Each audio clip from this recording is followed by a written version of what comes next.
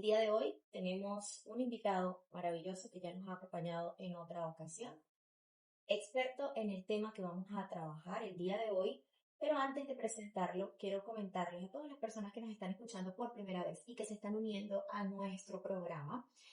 Les contamos que este es un espacio que no pretende sustituir la terapia psicológica, ni la consulta psiquiátrica, ni de ninguna índole de salud mental.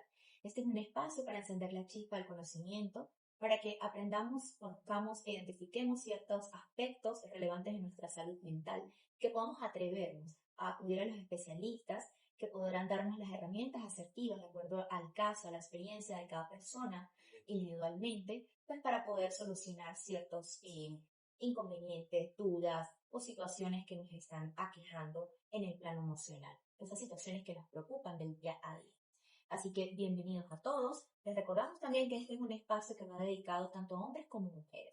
Solo que acá presentamos la perspectiva masculina de muchas problemáticas que generalmente el hombre resguarda en silencio, que no comenta, que no se permite expresar en el campo de las emociones. Así que bueno, este espacio es para ustedes. Con muchísimo cariño, todos los invitados que tenemos cada miércoles, especialistas o no en diferentes áreas, son hombres que comparten su sabiduría también de vida y que pretenden sí encender, como les dije al principio, esa chispa de conciencia para saber existir. Damos la bienvenida a nuestro invitado de hoy, el doctor Raúl Ordóñez, médico psiquiatra y sexólogo. Muy buenos días, doctor, bienvenido. Buenos días, María, gracias por la invitación. Con muchísimo gusto, doctor, aquí encantada de poder tenerlo. Y queriendo mencionar también que el día sábado se celebró acá en nuestra ciudad una maravillosa jornada de actualización en el campo de la salud mental, que fue una iniciativa del posgrado de psiquiatría de nuestra ciudad en el Hospital Central. Y el cierre con broche de oro de esta actividad fue la ponencia del doctor Raúl con un tema súper interesante. Doctor, quisiera que pudiéramos conversar brevemente sobre esta ponencia que usted tuvo, donde pudo exponer una que incluso yo le pudiera llamar problemática que está ocurriendo mucho el día de hoy, es toda esta cantidad de pseudoterapeutas y conocedores de la salud mental, llamados o mal llamados influencers de la salud mental, que propagan información no verídica y confunden cada vez más a las personas que están consumiendo este contenido, ¿no? Sí, bueno, esa charla que se dio ese día fue ese el tema, ¿no? Precisamente, alertar un poco sobre eso porque, ojo, tengo muchos amigos y amigas que son personas que inspiran en muchas áreas, que pueden ayudar a la gente a llevar la vida con más tranquilidad, a manejar el estrés. Eso es otro tema. Eso no fue lo que traté ese día. Me estoy refiriendo a aquellas personas que minimizan el tema de la enfermedad mental, convirtiéndolo en algo solamente de tics, algo que se puede resolver simplemente con 2 o 3 cositas de receta. Y la persona lo que hace es que, si está siguiendo a estos señores, lo que hace es retardar la búsqueda de ayuda, porque considera que eso lo va a poder manejar de esa manera. Estoy hablando de problemas de verdad importantes, trastornos mentales importantes. No estoy hablando de la persona que se levantó un poco malhumorada o estresada, que pueden ser precisamente muy ayudados o pueden recibir mucha ayuda de estas personas, que hay varias. Tú trabajas con esta área también, la cual ayudan de otra manera, a través del yoga, a través de tantas técnicas que hay de relación que pueden, más otros sí que pueden ayudar al día a día, al día a día. No estoy hablando de manejo de trastornos. Correcto. ¿Sí? Pero el tema fue dirigido allá, precisamente a que alertar a eso, porque hay muchos y la gente cree que hay un problema como la depresión, la ansiedad, que lo pueden limitar con otras cosas, incluso hasta llevar al suicidio, se puede manejar simplemente con cositas, con recetas muy sencillas, y entonces minimizan el problema. Entonces creo que ahí fue, y ese fue el cierre, y de verdad que la charla gustó mucho porque iría precisamente a prevenir eso y a alertar sobre eso, más allá de generar ningún tipo de roce con nadie, simplemente alertar sobre eso, y la gente creo que salió consciente que esa era la idea de esa última actividad. Bueno, y precisamente esto nos lleva al tema que vamos a trabajar hoy, porque precisamente hay una gran cantidad en redes sociales de información sobre el tema narcisismo, que es de índole profesional, 100%, el poder hablar de este tema sin que la gente, todo el mundo crea que sus parejas son narcisistas, que el hombre es el único que puede ser narcisista, y que no comprenden la diferencia que hay entre los rasgos asociados a o el trastorno como tal, límite de la personalidad. Entonces, hoy vamos a conversar con usted acerca de esto. Es un tema que me han pedido mucho, doctor, porque hoy en día hay muchísimos influencers, muchísimas personas en internet creando reels genéricos donde hablan de 2 o 3 rasgos y ya por eso la gente cree que cualquiera lo tiene, Exacto. cualquiera lo padece y cualquiera es víctima de. Entonces, eso es lo que vamos a conversar el día de hoy. Entonces, vamos a colocar en contexto a nuestra audiencia y explicar, doctor, entonces, ¿qué es el narcisismo? Sí, fíjate, y empiezo por lo último que diste. Se ha generado una matriz de opiniones donde hemos colocado eso, incluso lo hemos romantizado, de hecho, el que exista ese trastorno. Y es importante aclarar, ya de todas maneras iremos sobre la marcha diciendo algunas diferencias. Pero yo siempre me recuerdo cuando por primera vez tuve contacto dentro del posgrado, en donde se me habló de trastorno de personalidad, y creo que 2 o 3 o 4 yo decía, yo como que estoy por ahí metido, ¿sí? No me parece que lo tengo yo, esto no. Y así nos pasó a varios. Y es por el hecho de que, bueno, tenemos una personalidad y esa personalidad puede tener algunos rasgos de cosas, ¿sí? Por lo menos el andino tiende a ser paranoide, pues, porque somos en montaña y nos han creado cuidado, no sé qué, cosa que no tiene el llanero, que es abierto, que es el oriental. Los andinos tenemos rasgos paranoides, eso no nos convierte en un trastorno paranoide de la personalidad, obviamente. Y así pasa con muchas cosas. Entonces, es bueno aclarar esa parte y comenzar por ahí, que existen una cantidad de rasgos que algunos podemos tener, pero que no necesariamente nos convierten en ese trastorno o en padecer el trastorno. Y el trastorno de personalidad narcisista, pues precisamente forma parte de ese gran grupo de trastornos, está alrededor de 10, 11, 12, cada vez a veces meten una clasificación, a veces lo quitan, pero está más o menos en el orden de los 4 o 12, 10 trastornos considerados en el grupo A, B, C. El grupo de personalidad narcisista va dentro del grupo B, va incluso con el histriónico, va con el paranoide, con el antisocial y está el trastorno de personalidad narcisista que comparte muchas características con nosotros. Por eso es que ahí hay que tener mucho cuidado porque a veces puede haber algún mosaico en donde se comparten algunos rasgos y la gente pues, puede confundirse con algunas cosas. Entonces eso es bueno aclarar. Entonces, un trastorno de personalidad precisa, principalmente hay que arrancar por decir que es un patrón desadaptativo. Eso es lo que marca la diferencia, porque podemos tener un rasgo. Ejemplo, si alguien tiene un rasgo narcisista en que no le gusta tener un jefe, porque dice, bueno, es que a mí me gusta ser mi propio jefe. Ese es un rasgo de grandiosidad ahí en donde a lo mejor no quiere que nadie lo mande. Sí. Pero consigue un trabajo y está ganando bien, está bien ubicado, y el hombre dice, bueno, pues me toca, pues. Y se adapta a la situación porque está ganando bien, porque considera que con eso puede llevar dinero a su casa, vivir tranquilo. Entonces, aunque no es lo que más le gusta, se adapta. El narcisista, el trastorno de personalidad narcisista, no se adapta y por más de que gane muy bien, por más de que le esté muy, va a renunciar porque no va a tolerar que nadie esté por encima de él.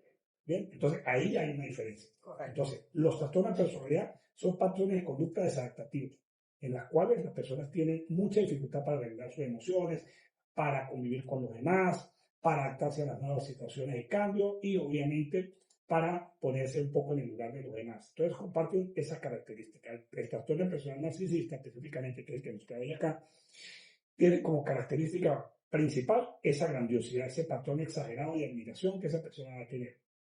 Que cualquiera puede decir, pero eso es autoestima. Pero no, es que aquí no se está hablando de autoestima. Aquí se está hablando de algo que lo hace ser totalmente disfuncional en cualquier contexto, porque no va a aceptar nunca la opinión de los demás, que alguien esté por encima de él. Entonces es una persona que necesita necesidad de admiración constante, descalifica a los demás, no tiene empatía y obviamente necesita ser admirado todos los días en cuanto a las características que quiere tener. Bien, cuando esta persona, por decir un ejemplo, tiene una situación económica que le facilita, ¿sí? Hay muchos millonarios, creo que yo me puse a revisar la otra vez algo así, yo creo que el 90% de los grandes millonarios que hay en el mundo, pues tienen un patrón bastante importante de narcisismo, porque además se lo alimenta todo el mundo. Claro. Entonces, pero a veces la persona económicamente no tiene esa capacidad que tienen estos señores, ni tiene una capacidad económica importante. O sea, ahí se convierte aún en más disfuncional, porque va a ser una persona que de repente no labora, no va a trabajar, porque ningún trabajo llena sus expectativas, todos los trabajos están por debajo de su capacidad. Entonces, fíjate, y ahí entonces se convierte en un problema, porque no va a durar ningún trabajo, se va, renuncia, porque no acepta que nadie le llame la atención, no logra congeniar con sus compañeros. Entonces, estos trastornos ya se convierten en algo totalmente desadaptado. O sea, es un patrón totalmente desadaptado socialmente hablando.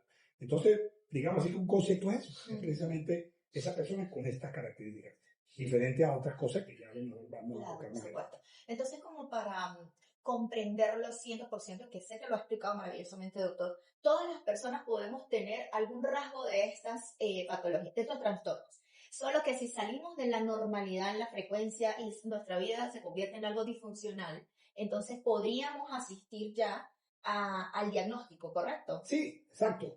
Eh, ¿cómo, ¿Cómo se le pide a un policía, ejemplo, que no tenga unos rasgos paranoides? El policía tiene que tener unos rasgos paranoides, si no, no captura a nadie. Correcto. No Que tendría no la tendría, chispa, la exacto, astucia. la chispa de decir aquella persona es como sospechosa, voy a llegar, le voy a pedirle documentos, voy a ver, lo veo en una actitud. ¿Sí? Correcto. Entonces, eso es un rasgo que para su profesión obviamente le va a convenir. Entonces, hay muchos rasgos que tenemos, la mayoría, a los médicos se les acusa de tener rasgos incluso narcisistas, ¿sí? Por muchas cosas. Entonces, ahí siempre cuando toca el tema, incluso cuando nos reunimos con psicólogos, echamos más con ese tema, ¿sí? Claro. Por el hecho de que, bueno, que la profesión a veces es como, la gente quiere que yo estudie medicina, la gente quiere, bueno, ese cuento ahí, Claro. que está también como medio idolatrado, que tampoco es la realidad, pero bueno. Claro. Pero socialmente la gente le da como un valor a ese hijo que estudia medicina con respecto a otro, ¿no? Eso hace que la gente, desde que está de estudiante, Hay un estatus. ya hay, sí. Eso ha sido toda la vida, ¿no? Sí. Todo el mundo, Así. yo me acuerdo de mi mamá, eso a todo el mundo le costó cuando yo quería medicina. Eso es normal, pero esos rasgos los podemos tener cualquiera, como un poco de paranoia de los andinos, ¿sí? Como podemos ser de repente, incluso algunos tener un poco algunos esquizoides, algunas personas que son de poco hablar, de poco... ¿Ve? Pero eso, si tiene que tener una situación, funciona. Okay. Pero el problema acá es cuando no funciona, entonces ahí sí se nos convierte esto en un trastorno, que no nos deja funcionar socialmente hablando. Ok, ¿y cuál es la forma de comprobar que una persona tiene el trastorno? Bueno, ahí puedo retroceder un poco al planteamiento inicialmente con respecto a la charla del sábado. No se trata simplemente de pasar un test de 4 preguntas y decir, sí. Primero tengo que tener una historia detallada y qué ha sido la vida de esa persona. Porque de repente lo que te digo, usted o yo, cualquier persona hace un test de esto y a lo mejor aparecemos... sí, porque los hay incluso hoy en día en internet. Online, sí. Entonces a lo mejor aparecemos nosotros con un problema narcisista, supuestamente, ¿sí? Porque lo minimizan a eso, no. Para usted diagnosticarlo, tiene que por lo menos tener una buena historia completa, desde el punto de vista de cómo ha sido su crianza, cómo ha sido su comportamiento a nivel escolar, cómo ha sido la funcionalidad familiar, con sus amigos, con su entorno, socialmente hablando, cómo se comportó en el liceo, cómo se comportó en la universidad, por decirlo de alguna manera, en un adulto que no esté llegando. Además vamos a observar muchas características que tienen que ver con la actitud de esa persona dentro de la consulta, ¿sí? O sea que yo no puedo simplemente ver por una emisora a alguien que lo estén entrevistando por la televisión y por un tono a lo mejor un poco altisonante, despectivo, yo digo, ese señor debe ser ese narcisista. No, digo, sí, ese señor tiene, por cómo habló, cómo se dirigió al periodista, a lo mejor yo puedo decir, tiene algunos rasgos ahí, pero no puedo diagnosticarlo por eso. Entonces, tiene que haber una historia completa, tiene que haber una cronología de todo, tiene que haber una anamnesis dentro de ese proceso para uno saber de repente si existen los criterios que están contemplados dentro de las clasificaciones internacionales para decir, bueno, sí, hay 8 o 9 criterios, tiene más de 4, más de 5, bueno, aplica y poder más o menos hacer un diagnóstico. O sea, la cosa no es tan fácil. Incluso algunas personas pueden tener 2, 3, pero funcionan en algunos contextos y uno dice, no, pues simplemente son rasgos que tienen. Entonces el diagnóstico no se hace simplemente porque usted contestó 2 cositas. Entonces ahí es donde no hay que minimizar eso. Y me surge la interrogante en este momento, ¿podría existir cierta manipulación, que es una de sus características también, ¿no? En el momento de realizar estos diagnósticos, o sea, este test parte del diagnóstico por parte del paciente. Sí, obviamente, las pruebas son hechas por humanos y tienen el error humano. De hecho, hay las pruebas cuando las hacen los expertos y las estandarizan para aplicarlas en diferentes contextos, tienen un margen de error, obviamente, ¿sí? Por lo menos una persona de esa puede en un contexto dado a lo mejor responder de una manera u otra y desviar un poco la prueba. Ahora, hay pruebas que son como, no digamos precisas, porque no existen, pero hay pruebas que tienen como una alta confiabilidad porque la persona, por más que quiera ver algunas cosas, va a terminar respondiendo porque hay preguntas y contrapreguntas que una descarta a la otra. Entonces, muchas veces, en el afán de querer hacer todo perfecto, ahí es donde, Tiene la en donde caída. puede meter Claro. donde puede meter popularmente la pata. ¿Sí? Recuerda que es muy común, a uno le llegan a la consulta, yo nunca lo he hecho, ¿verdad? Porque le llegan a uno de repente personas a decirle, doctor, no me prepara el hijo mío porque va a presentar la prueba psicológica para medicina. Y digo, ¿cómo va a prepararse? Eso es algo que tiene que salir, ¿sí? Porque, ¿qué pasa? Normalmente cuando revisan esas pruebas, hay una medida que es la que van a revisar, ¿sí? Las pruebas extremadamente perfectas pueden tener problemas, y las que son demasiado malas, pues también van a tener problemas. Entonces, muchas veces trabajan con la media, que son los resultados, ¿sí? Que ahí es donde está la media estadística. Entonces, desviarla hacia un lado u otro, que no manipularla a veces no es tan fácil. Por algo mejor manipular alguna prueba de estas de internet, pero las pruebas estandarizadas para ver rasgos de personalidad le va a ser difícil. Y de hecho, son las más confiables que la aplican los psicólogos, ni siquiera los psiquiatras la aplicamos, ¿sí? Yo por lo menos ante la duda, aunque puedo clínicamente decir, bueno, esta persona tiene muchas características, yo prefiero una prueba, ¿sí? Que me va a decir de verdad, sí, mire, salió con este puntaje, salió con esto, los rasgos de personalidad están así, el puntaje fue este, y eso ya nos da una orientación más. Ojo, las pruebas no sustituyen tampoco todo lo que tú puedes encontrar en la clínica, pero van a agarrar de la mano. Una cosa te va a decir, como cuando tú sospechas una neumonía, un neumonólogo dice, yo creo que sí, voy a mandar a hacer la placa, y en la placa, sí, aquí está la neumonía. Y veo el pulmón con su foco, pero ya se sospecha clínicamente hablando. Okay. Igual pasa con eso. La prueba corrobora algo que la clínica ya no está. Bueno, muy bien, doctor, muchísimas gracias. Vamos entonces con un tema musical al corte y retornamos. Bueno, por acá continuamos esto que nos está explicando, doctor, a través de Instagram Live. Saludamos a todas las personas que están por aquí conectaditas. Saludos a Osmar, que ya nos envió saludito también. ¿Quiénes son las personas encargadas de diagnosticar el trastorno o los trastornos de personalidad? ¿El psicólogo o el psiquiatra? Los dos. Ambos tienen la facultad. Los tienen. Ok, maravilloso. Están formados para eso.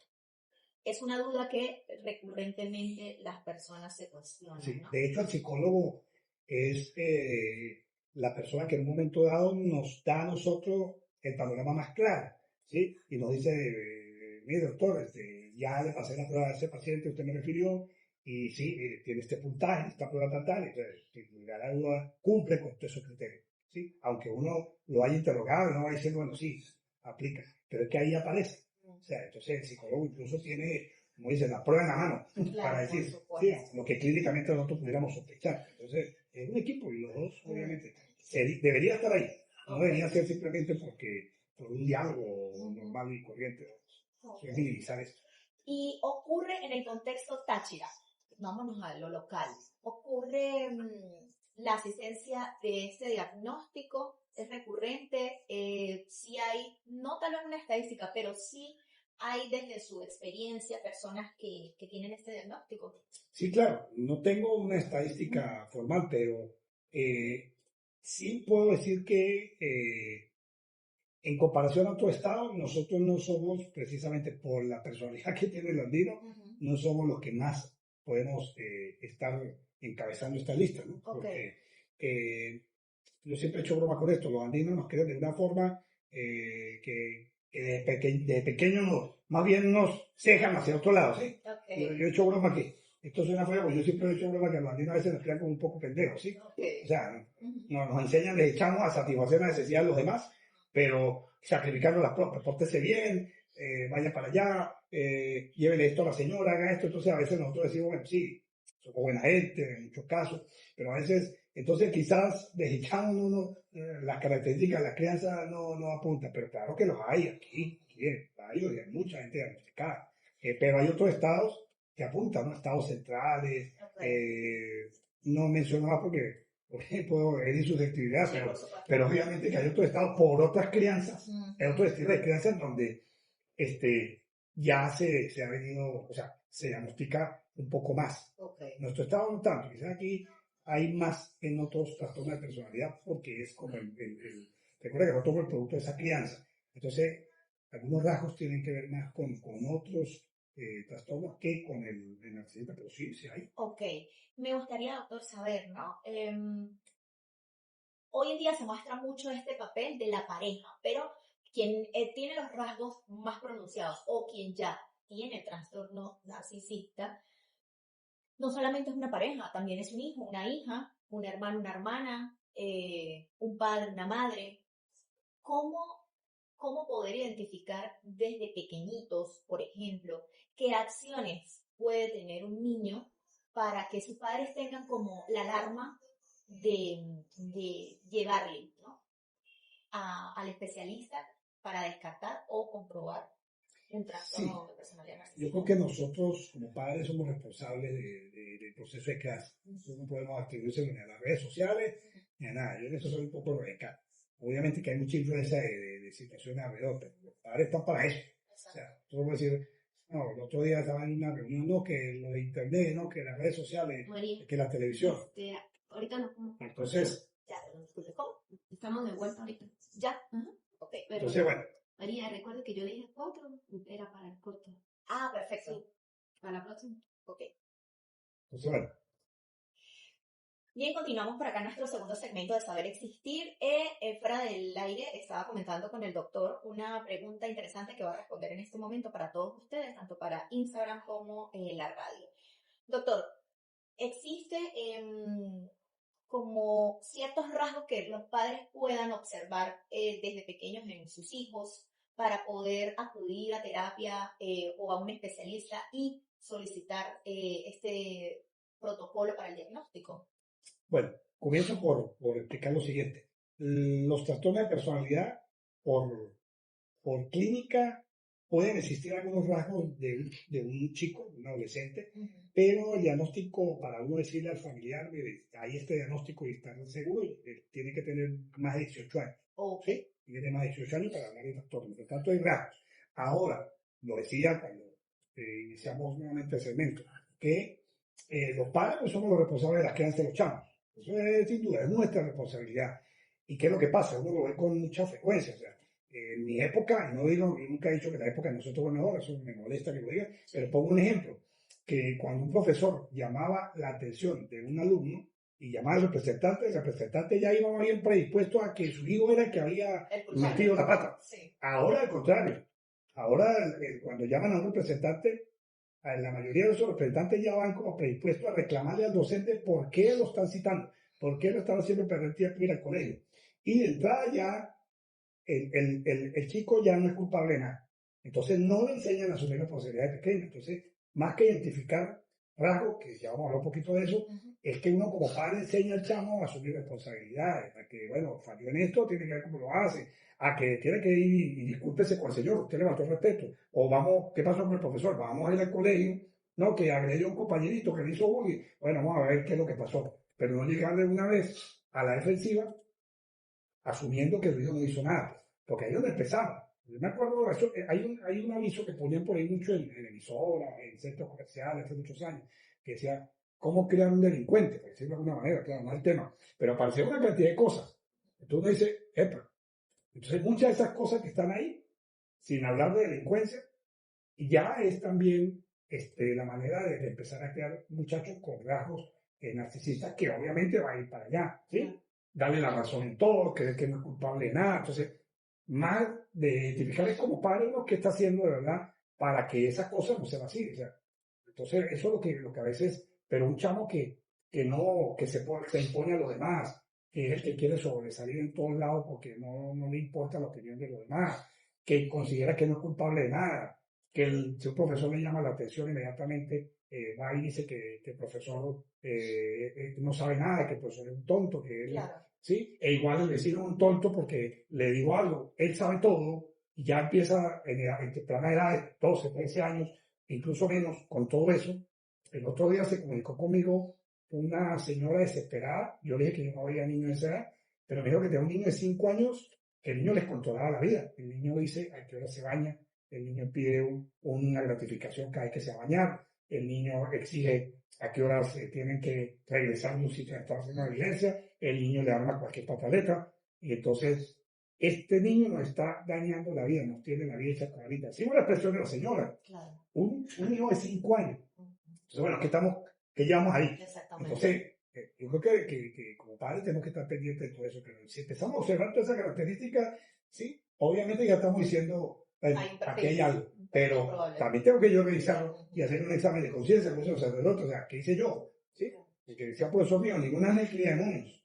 Yo siempre escribo en eso. No, que mi hijo salió un poco echado a perder y el papá y la mamá son dos santicos. No, eso nunca lo creo. A menos que el hijo tenga un problema mental de verdad, neurológico y no tenga control de cosas. Pero condiciones normales es el producto de la crianza. Entonces, que salió mal criado, bueno, perfecto, usted lo está asumiendo. ¿Quién lo creó? Usted. ¿Quién lo creó mal? Usted. Asuma su cuento. Totalmente de acuerdo. Ok, doctor, hablemos un poco en términos ya de relaciones, que repito, no necesariamente tienen que ser las de pareja, ¿no? Porque pueden ser laborales, amistades, de otra índole. ¿Cómo se vive en una relación con una persona que tiene narcisismo? Sí, yo creo que aquí se sobrevive. Más bien, no es fácil, no es fácil. El tema de repente, como usted decía, no necesariamente es la pareja, ¿sí? Puede ser un hijo, puede ser un hermano. Eh, y claro, la persona que convive, porque a lo mejor si no vive con usted, usted puede tener personas que tienen rasgos importantes o tienen trastorno, pero si no forman parte de ese entorno que usted día a día comparte, pues a lo mejor la cosa va a pasar un poquito más suave. Pero cuando hay una convivencia el día a día se hace difícil, porque ¿qué hace que una persona, o cuáles son las reglas que nos han enseñado a nosotros de convivencia? ¿Sí? Oír al, como nos decían a nosotros, el buen hablante, el buen oyente, Sí. oír a la persona, prestar atención, en la empatía es importante para la convivencia, para ese lugar del otro, ver en qué momento, saber en qué momento yo hice a lo mejor algo indebido. Entonces, como esta persona no tiene precisamente estas características, pues se hace sumamente difícil. O sea, ¿cómo le dice la mamá a un hijo, esto no me gustó? Que automáticamente el chico va a salir con una argumentación en la cual él no hizo nada, eso es idea tuya, tú estás loca, tú como madre no sirves, le quedé grande como hijo, o sea, expresiones así que uno oye y que lo ha escuchado incluso en consulta. ¿Sí? Yo digo, yo tengo muchachos adolescentes con estos rasgos que cuando la mamá empieza a echar el cuento de lo que está pasando, la mandan a callar y le dice, cállate, eso no le interesa a él, o sea, ¿quién es él para estar escuchando los problemas de nosotros, refiriéndose a mí? Entonces, ya un nivel en donde uno dice, bueno, la convivencia no ha sido fácil, o sea, no es fácil. Entonces yo siempre le digo lo siguiente, más que dar recomendaciones o sugerencias, yo siempre le digo a las personas cuando están en una situación de esta, su única función es ver cómo hace hablar del hijo, ¿sí? O de la hija, o un hermano. La única recomendación que yo siempre doy es insistir un poco en la necesidad de la búsqueda de ayuda, pues, como su papel, está ahí. Ahora, ¿va a buscar ayuda a esta persona? Muy difícil, ¿por qué? Porque, ¿qué lo hace a uno? Como cuando a mí me dicen, pero él vendrá, y yo digo, pero él cree que tiene algún problema. No, él dice que no, entonces como ahí. O sea, si uno cree que está haciendo todo perfecto. No, exacto, porque Entonces, forma parte de los rasgos de la claro, personalidad. entonces yo no tengo problema. Lo que pasa es que la gente se pone en el lugar de él. O sea, uno dice, yo me sentiría mal, pero es que esa gente no se siente mal. Sí. O sea, ellos son normales así, están actuando así. Al menos que alguien le replique lo que está haciendo, al menos que alguien lo confronte y le dé un parado bien duro en un momento dado, donde de repente el hombre puede reaccionar y sentirse a lo mejor mal, pero no mal porque cree que lo está haciendo mal, sino mal porque no le están valorando sus características, no lo están apreciando en su magnitud, no lo están reconociendo lo que es. Y ahí se puede sentir herido, lo que llaman psicoanalíticamente, el proceso psicoanalítico, dicen herida narcisista, ¿sí? Que es como cuando le dan en su ego, pues, por decirlo de alguna manera. Pero de lo contrario, ellos van a funcionar de una manera atropellan a todo el mundo. Entonces, la mamá se puede agotar diciéndole al hijo una cantidad de cosas que no van a tener eco. A lo mejor cuando están un poco bajo la tutela de ellos puede tener cierto efecto. Y a lo mejor van a una consulta un momento dado porque es su mamá. Pero, ¿qué tan importante puede ser la consulta para él? Ahora, entre más temprano lo lleve, más temprano busquen ayuda, obviamente que es mucho lo que le puede hacer. Pero, y como madre, eso sería, buscar ayuda, apoyar esa parte, porque es un champion, un adolescente, se pueden hacer muchas cosas, apoyarlo en ese aspecto. El tema de pareja ya se va un poco de la mano, porque yo hago terapia de pareja hace más de 20 años y yo no soy de los que le va a decir a una mujer por decir algo que su pareja, no, mire, estos son la manera como usted va a convivir con él. O sea, me parece antiético. Yo creo que la persona tiene que, vinimos a este mundo a tratar de pasarla bien. Y en relación de pareja o se vive bien o no se vive. Entonces, decirle a una persona, bueno, pero usted va a ver cómo se le va haciendo esto, es como la acto, ¿sí? Es como si Como que yo voy a la alcaldía a poner una denuncia porque tengo un vecino que hace mucho ruido y me digan, no, mire, señor, haga lo siguiente, compre unos tapones, ponga en los oídos, acueste, trate de ver cómo no prende el televisor con una música. O sea, decir a mí cómo aprendo a convivir con el que me hace ruido. Entonces, creo que ahí es simplemente eso. En el caso de las parejas, bueno, mire, usted como esposo o mi esposa, usted lo ayuda, yo conseguí este médico, conseguí este psiquiatra, este psicólogo, vamos a ver, yo lo acompaño, vamos a ver. Y en esa primera de cambio, ver cómo reacciona esa persona frente a esa posibilidad. Y si la persona no quiere, no necesito, vaya usted, que es la que tiene el problema, porque ellos proyectan a los demás sus cosas. Sí. Entonces, desgastarse ahí tiene que la persona ser un poco egoísta. Más bien, ahí sí le toca tener esa dosis de egoísmo que todos necesitamos también a veces para decir, bueno, yo debo estar acá, yo tengo calidad de vida acá. Sí. Porque usted no nació, ni usted se casa para ser psicólogo y psiquiatra de la pareja. Yo parto de este principio. Hay que profesionales. Hay una realidad también súper importante, ¿no? En este contexto, doctor, y es que muchas de las parejas que son víctimas de este maltrato psicológico que es convivir con un narcisista, de acuerdo a esa manipulación que ejerce esta persona en la psique del otro, es difícil salir de una relación con un narcisista. Es difícil porque los narcisistas diagnosticados tienen un olfato importante para atraer una pareja que les conviene. Y normalmente atraen, en el caso del hombre, atraen mujeres que son dependientes, porque tienen otro trastorno de personalidad, que es trastorno de personalidad dependiente, que es todo lo contrario a este. Entonces ellas necesitan admirar a alguien. Y son de esas que cuando uno le pregunta algo, no sé, pregúntele a mi esposo, él es el que sabe. Pero no, es que él no es que. Y ella no hace nada, ella no tiene ni voz ni voto en la relación. Entonces, esas relaciones pudieran perdurar ahí. ¿Por qué? Porque se unen, como dicen, llave y cerradura. Exactamente. Se unen las que le gusta admirar a todo el mundo y se siente por debajo de todo el mundo, necesita alguien que la guíe, con el que le gusta guiar, con el que le gusta que lo adore, a esas relaciones pudieran perdurar en el tiempo bajo esa dinámica. Claro. Pero si se casan o viven con una persona que no es, que no está dentro de este patrón, pues obviamente que va a haber muchos roces, va a haber mucho abuso desde el punto de vista psicológico, violencia verbal, violencia psicológica, incluso hasta violencia física, porque esa persona que tiene ese diagnóstico va a tratar de someter y de imponer sus criterios a la otra persona. Entonces va a haber un choque. Entonces, bueno, tengo relaciones que conozco desde el punto de vista profesional, tienen años, pero eso es una convivencia sumamente complicada. Pero bueno, hay gente que vive así. Tengo gente pareja que tienen 20 años echándose bromas uno con otro, pero bueno, yo creo que eso no es divertido. Cada dinámica de pareja tiene como cada pareja tiene su propia dinámica. Bueno, no lo sabe, decía el profesor Miguel Medias, viven dentro de su propia patología, o sea, son patológicamente estables, decía el profesor. Sí, ese término es cómico, pero bueno. Sí, porque llegan a crear una, entre comillas, normalidad en ese vínculo. Todo el mundo ve el problema afuera y ellos están en su mundo y ahí pueden vivir 40 años. Entonces es importante como que las personas que puedan identificar en algún momento que están conviviendo, tienen una relación con una persona diagnosticada con el trastorno de personalidad narcisista o que tenga unos rasgos muy elevados asociados al narcisismo, también pueda como ser, no sé si la palabra es un espejo, doctor, pero que pueda darle luz y que también hay algo en uno por aceptar o convivir en una relación de este tipo, ¿no? Porque puede ser que el narcisista elija también como a esa pareja, ¿no? Desde el punto de vista de saber cómo puedo yo manipular a esta persona. Eso es como la victimología, pues. Exacto. Tal cual. Entonces, pero si yo estoy con una persona que tiene rasgos elevados, pues también es como reflexionar qué me está haciendo a mí tener a esta pareja, ¿no?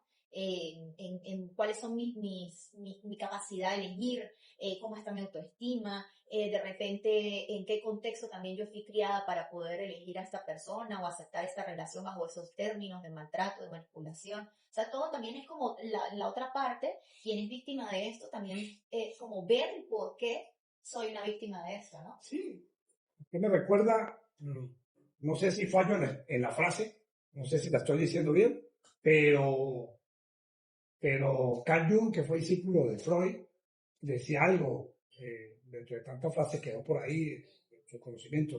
Él decía, mientras que no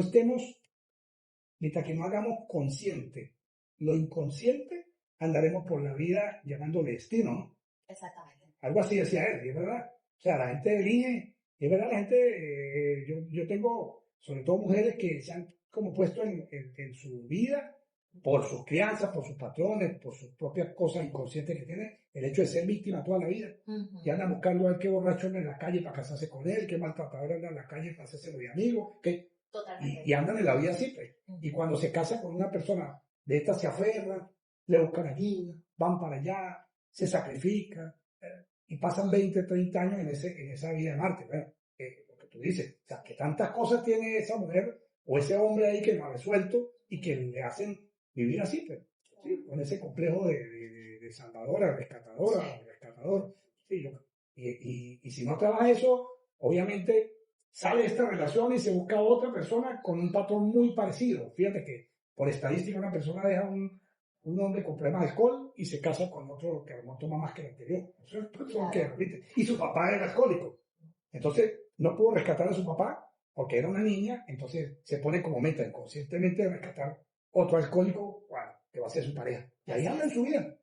Entonces, y así pasa con todo esto. Entonces, también una mujer debe revisar, o el hombre, porque también hay hombres casados con características de este estilo. Pero sí, pueden estar atrapadas y atrapados en esa relación años, y se agotan, y se desgastan, y no hay manera de que salgan de eso. Ok, muy bien. Bueno, entonces vamos a un tema musical, luego al corte y regresamos con esta conversación a través de Saber Existir, donde lo masculino forma parte del equilibrio, con el doctor Raúl Ordóñez, médico psiquiatra y sexólogo. Buenísimo. Doctor, ¿y existe si de repente alguna estadística o como que la balanza se incline más hacia quién es más diagnosticado con trastorno narcisista, el hombre, la mujer? El hombre, sí, 60-40.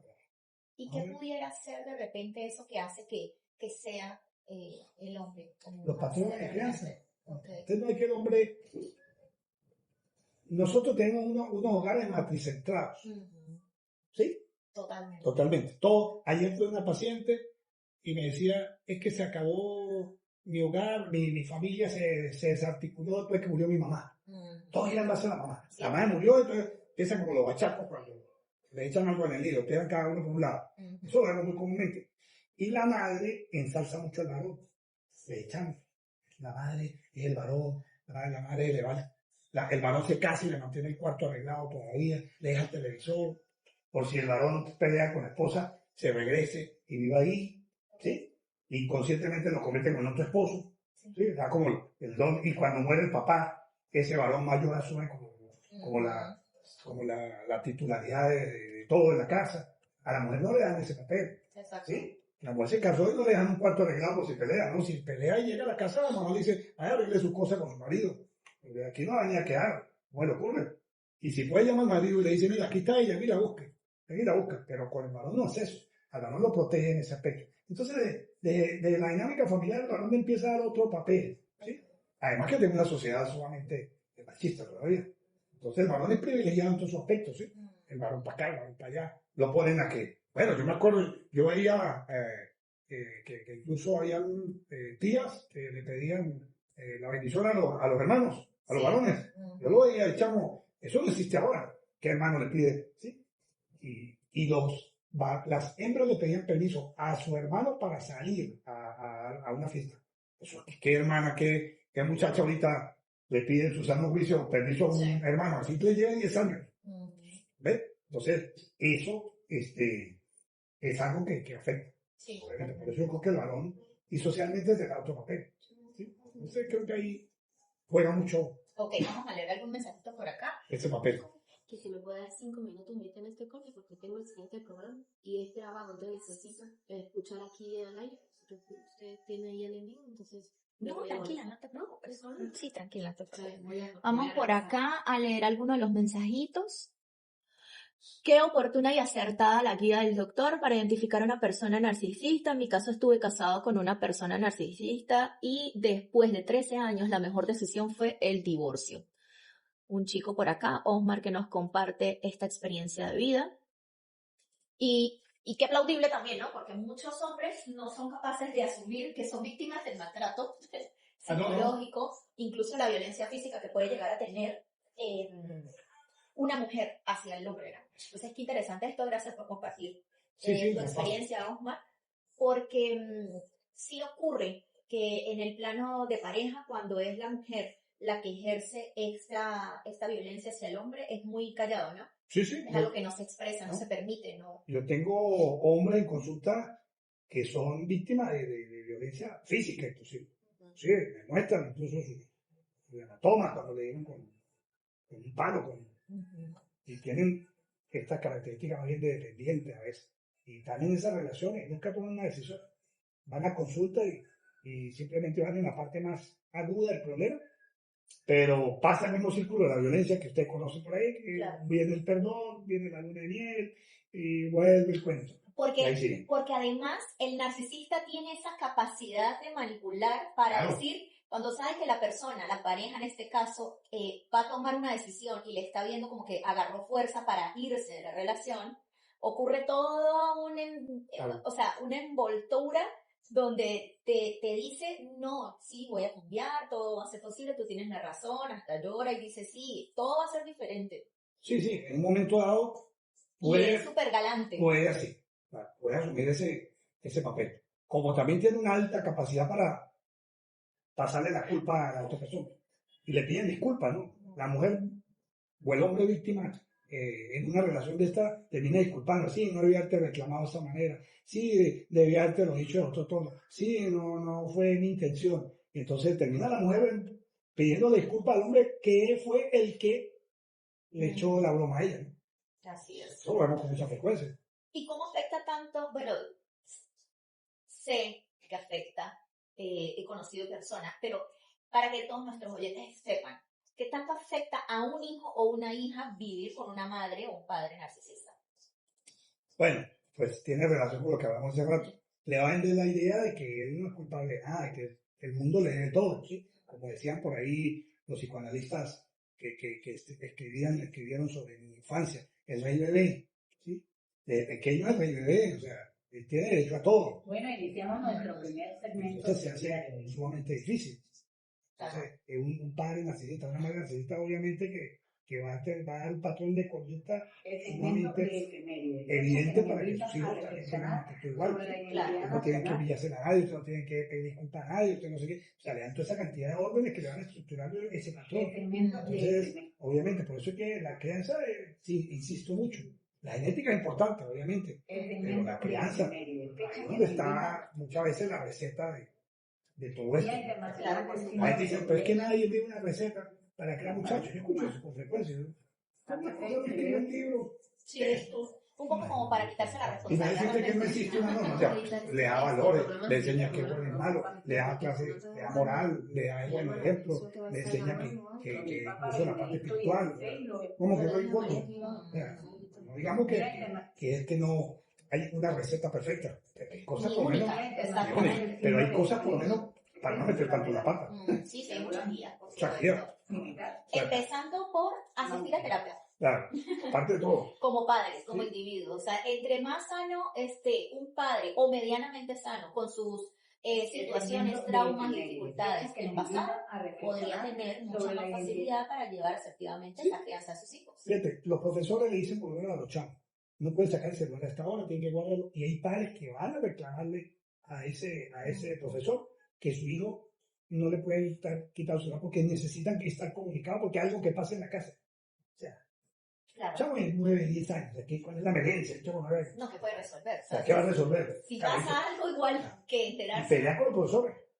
Y he visto casos donde el profesor ha tenido que ceder a que ese chamo tiene que tener celular. Incluso el único que lo tiene porque el papá fue y se impuso.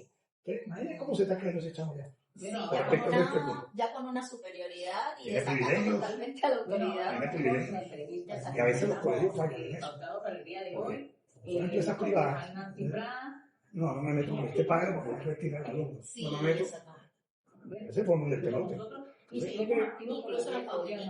Así, totalmente. Bueno, todas estas cositas influyen muchísimo. Entonces, como cada miércoles en algún punto de nuestras entrevistas siempre llegamos a la conclusión de que todo empieza por casa, de que hay un contexto, una sociedad, que hay un movimiento, una globalización. Sí, señores, por supuesto que sí, pero es el trabajo que hagamos en casa con nuestros chamos incluso los abuelos que conviven con los niños, porque hoy en día también está ese fenómeno, ¿no? Los El abuelos que esté están criando creando, sí. más a los nietos que incluso los mismos Sí. padres. Pero estas personas que están a cargo de la infancia de un niño, es importante lo que hacemos con ellos, es lo que probablemente perfila su futuro. Entonces, en nuestras manos está mucho de lo que va a ocurrir en sus vidas. Sí, alguien dijo por allá, no me recuerdo a veces los nombres de los que han dicho cosas muy buenas, pero alguien dijo, dame los 7 primeros años de un niño y lo haré mendigo, lo haré comerciante, lo haré delincuente. Correcto. Bueno, regresamos Así a nuestro es. programa número No 5. básico. Pero quieren ponerle norma a los 15. Ya perdieron 15 años. Exactamente. Ya lo llevan a consulta, doctor, ayúdeme. Exactamente. Yo no soy mago. Un equipo de Pero una consulta mensual, que nos usted permite pretende resolver lo que no hizo en 15 años. No, y que los padres deben asistir también, son los primeros, porque si no está, no hay congruencia en la planificación familiar, en los acuerdos que se establecen, en los límites, en el hogar con los padres y los demás hijos, pues es difícil que lo que el chamo va en terapia a tomar como herramientas, como las aplica en la casa si el contexto continúa siendo el mismo. Donde no hay acompañamiento, no hay presencia de los padres, donde no hay límites, donde no hay normas. Entonces suelta la responsabilidad del psicólogo, del psiquiatra. Es que no me ayudó, eso no le di cambio. Exactamente. Solo oye uno. Por aquí tenemos otra preguntita, Comúnmente. otro comentario. ¿Es posible hablar de un patrón narcisista hereditario en un núcleo familiar? Bueno, ya habíamos hablado algo de eso. Si existe un padre narcisista o una madre narcisista, obviamente que el modelo de crianza va a ser dirigido hacia allá. Eso no hay duda. Porque no le va a poner límite, en el buen sentido de la palabra. No le va a decir, va y pide disculpas. No le va a decir, mire, usted no es más que nadie acá. Usted es una persona igual a todos estos muchachos. Que a veces se confunde el trabajo de autoestima con el abuso y el que atropella a los demás. Es otra cosa diferente. Exactamente. ¿Sí? Entonces no se le enseña a ser empático. No ve ejemplo de empatía en la casa. Nosotros somos el producto de eso, ¿sí? Pero nosotros vemos y se aprende más con el ejemplo que con lo que nos dicen. Correcto. Él puede ser al hijo no diga grosería. Y usted anda todo el día en el carro diciendo grosería con ellos porque le atravesó el del semáforo, porque aquel el muchacho le acercó. Entonces, ¿cómo le va a decir que no se diga grosería? ¿Sí? Entonces, Y doctor, en el caso de que la madre o el padre sean, por el contrario, en vez de ayudar o enseñar este patrón de superioridad a sus hijos, es el de la víctima, los hijos. Hay mucho maltrato hacia el hijo. Estos hijos pueden entonces ser como el imán perfecto para conseguir personas en su vida que tengan rasgos elevados hacia el narcisismo. si él...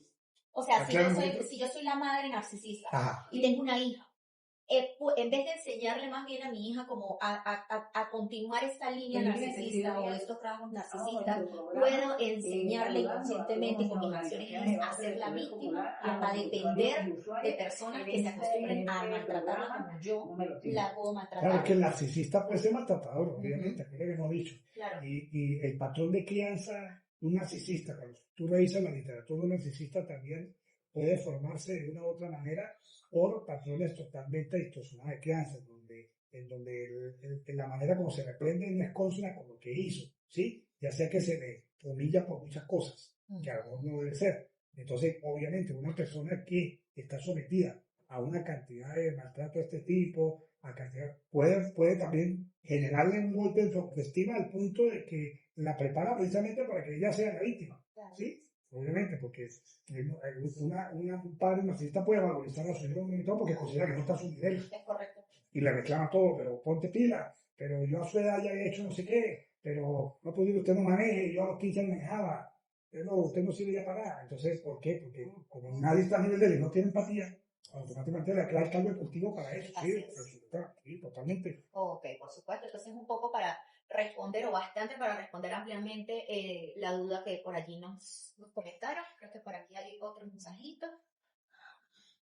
No, el mismo. Vamos a retornar ya a la estación. Ok, muy bien. Entonces voy a colocar por allí la información de contacto. Somos el circuito GBKE Mundial 94.5 FM GBKE Mundial. ¡Oh, duerme! Estamos de vuelta en Saber Existir. Continuamos con nuestro programa Saber Existir el día de hoy, hablando de narcisismo con el doctor Raúl Ordóñez, es médico psiquiatra y sexólogo. La mañana de hoy estamos comentando diferentes aspectos que generalmente se tergiversan con la mala información el día de hoy en redes sociales, donde muy libre y deportivamente se le acuñe este término a las parejas porque tienen X, Y o Z rasgo y lo generalizan, y la mayoría de las personas están hoy en día incluso hasta victimizando como parte de estas relaciones, y la idea precisamente de este espacio poder llevarles a ustedes la información verídica y profesional con respecto a este trastorno de personalidad narcisista, ¿ok? Entonces, bueno, doctor, comentábamos por acá con respecto al narcisismo, que es una persona que convive y que incluso usted utilizó una frase muy interesante, ¿no? Sobrevive en una relación de este tipo debido a tanto maltrato, a tanta manipulación que ocurre a nivel psicológico por parte del narcisista. Pero mi pregunta es, la persona que siempre tiene la esperanza de que va a cambiar, su pareja en este caso, ¿existe la posibilidad de que esto ocurra? La estadística no es favorable, ¿no? Ahora, puede pasar. Yo digo que la persona, puede ser que en un momento de quiebre esta persona considere de verdad buscar ayuda, ¿sí? Bueno, las personas por muchas circunstancias pueden sentirse de verdad que tocaron fondo, y ahí pudiera darse esa iniciativa, ¿sí? Ahora, no es lo común, no es lo común porque, bueno, voy a dar un ejemplo, que eso nunca se me olvida.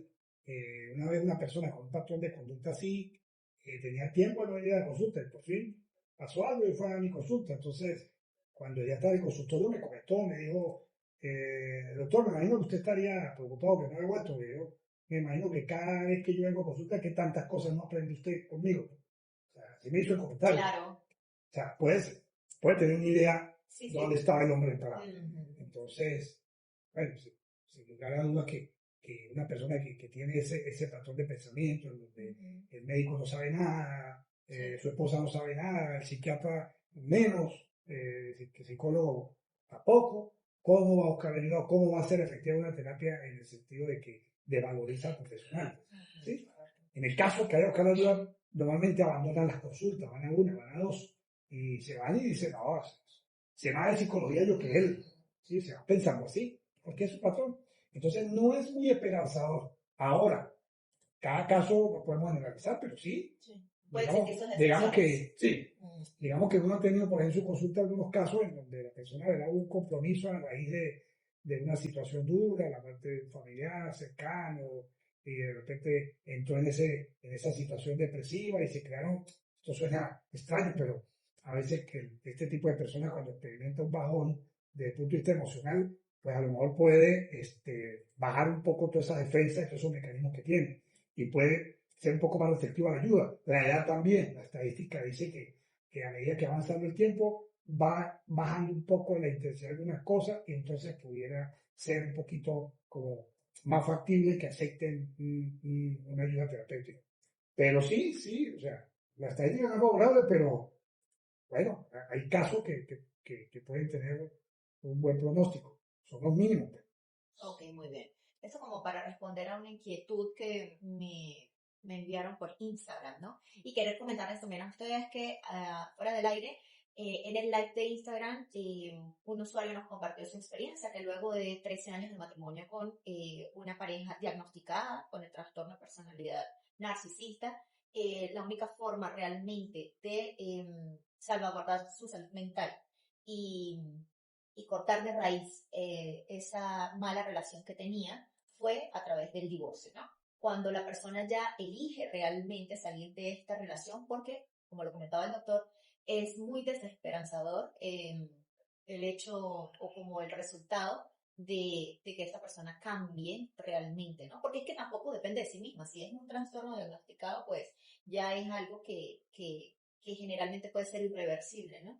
Puede ser trabajado con la terapia, pero difícilmente la persona va a querer asistir a terapia, porque asistir a terapia significa que debo trabajar algo que no está bien en mí.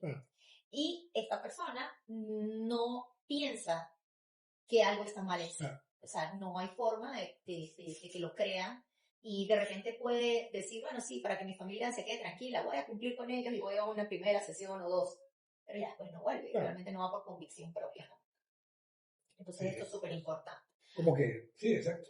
Pato normal. Un vegano le diga a una persona que come carne, ¿por qué no va al nutricionista a ver si le ayuda que es la carne? Correcto. Porque es que yo me siento bien comiendo carne. Pues. Algo así. O sea, patrón normal para ellos, funciona así. Choca con la mayoría de gente alrededor, Es pero correcto. para ellos es normal. Voy a consulta aquí. Ujú. Entonces, es difícil. Ok, doctor. Y con respecto a las personas con rasgos asociados al narcisismo, que no son personas que tienen el trastorno como tal de personalidad, pero sí en ciertas circunstancias de la vida tienen estos rasgos muy acentuados y también ejercen daño psicológico a las personas que están a su alrededor. ¿Qué hacer o cómo identificar esto para las personas que conviven con ellos? Sí, por un lado, lo que pasa es que cuando usted busca en la literatura, Ujú. aparecen algunas cosas que no son tampoco tan reales. Ok. Y bueno, dicen, no, es que eso es importante porque ese rasgo narcisista en un momento dado es importante para mantener su autoestima. Pero bueno, ¿hasta dónde? ¿Sí? Ok. También hay que ver, sí, una cosa es que usted pues no ande como alguna gente de esa que todo el tiempo es dándole la razón a todo el mundo y como que nunca hace valer el criterio, como que llega está con los compañeros de clase y no, lo que diga la mayoría y nunca levanta la mano para fijar un criterio, ¿no? Sí, eso es un extremo también. Ok. ¿Sí? Pero hay personas que sí levantan la mano, toman la iniciativa, intervienen en la clase, en su trabajo hacen valer su palabra. Eso es bueno. Y eso pudiera ser juzgado en un momento dado como un rasgo narcisista de una persona. Pero eso es funcional. Ahora, de ahí a yo pasar la raya y atropellar a alguien y querer imponer un criterio en un momento dado porque es mi autoestima y no puedo dejar que nadie me la eche a perder, hay que tener cuidado. Entonces, creo que cuando uno no... Hay algo que siempre le enseñaron a uno, uno lo escuchó, es que los derechos de uno terminan donde comienzan los de los demás. Correcto. Entonces, si una persona, a pesar de ciertos rasgos, logra manejar eso y decir, bueno, sí, yo respeto eso, tiene derecho a opinar también, y no atropello a otro que opina diferente que yo. En ese momento, yo puedo decir, bueno, sí, esto puede ser sano para mí porque yo sé en qué momento digo algo, en qué momento pues, respeto la opinión del otro. Pero también, si una persona así no tenga el trastorno, pero algunos rasgos de estos tienen la intensidad suficiente como para buscar o para dañar, pues, también tiene que buscar la manera de cómo corrijo eso. A lo mejor, incluso en un momento dado, simplemente con el reclamo de la otra persona que se sintió atropellada, en el caso de varias, a lo mejor pudiera ser hasta suficiente. Porque dice, epa, sí, yo estoy como, y a lo mejor pudiera manejar esa parte, pero a veces no y necesita también la ayuda terapéutica. Ahí hay mejor pronóstico, porque son algunas cositas que se pueden trabajar. Pero cuando existen ya todos esos rasgos floridos, en la mayoría ya como para diagnosticar el trastorno, ya porque son muchas áreas afectadas en su personalidad que hacen muy difícil que busquen ayuda. Ok, muy bien. Doctor, hablemos un poco de mitos y errores de concepto sobre el narcisismo. Claro, ya hemos conversado un poco como general, pero tengo aquí tres mitos específicos que he encontrado como muy frecuentes, ¿no? Con respecto a redes sociales en este tema. Todas las personas narcisistas son egocéntricas y arrogantes. Pues bueno, usted decía algo hace rato que de entrada pueden ser encantadores. ¿Por qué? Porque tienen tienen esa imagen que socialmente puede ser muy aceptada. ¿Sí? Y cuando uno oye a las mujeres que la entrevistan por ahí, bueno, pues, ¿qué cualidad le gustaría a usted que tenga su hombre? Todas casi que yo creo que el 99.9% que sea seguro, que sea echado para adelante, que sea... Bueno, esos rasgos pueden estar en un narcisista. Exacto. La Eh, caballerosidad, ser y ahí encantador. puede, de entrada, esa puede ser su carta de presentación. Correcto. Y eso puede ser de entrada un gancho para tener una relación de pareja con X persona. Ahora, después se van dando cuenta de que eso no era funcional, que eso era simplemente una fachada y que la realidad es otra. Entonces sí, ¿no? Necesariamente, igual que un sociópata, un psicópata, por lo menos un sociópata, un antisocial, por decirlo de alguna manera, también, que está dentro de este grupo también de trastornos. Son encantadores, por eso la gente dice, pero ¿cómo se fue a estafar usted a ese señor? Correcto. Pues claro, porque el señor encantaba. Si hubiese sido una persona con cara de malandro, entre el que lo vio no la estafa. La estafó porque vestía bien, hablaba bien, lo convenció y la estafó. Sí, porque socialmente tienen como la facultad y la habilidad de ser encantadores, pero puerta cerrada en casa es que ocurre. Es que muchos rasgos de estos toda la narcisistas situación. son ensalzados socialmente. Exactamente. ¿Claro? Ok, un segundo mito. ¿El narcisismo es simplemente un rasgo de personalidad negativo? Pues acabamos de mencionar eso también, ¿sí? O sea, puede ser que cierto nivel de seguridad, de autoconfianza, sí, pudiera ser muy provechoso para tener una autoestima, para ser una persona funcional, echada para adelante, ¿sí? Entonces, ese rasgo necesariamente no es un problema, pues. El problema está cuando se va al extremo, Exactamente. como todo en la vida. Ok, y finalmente las personas narcisistas no tienen sentimientos.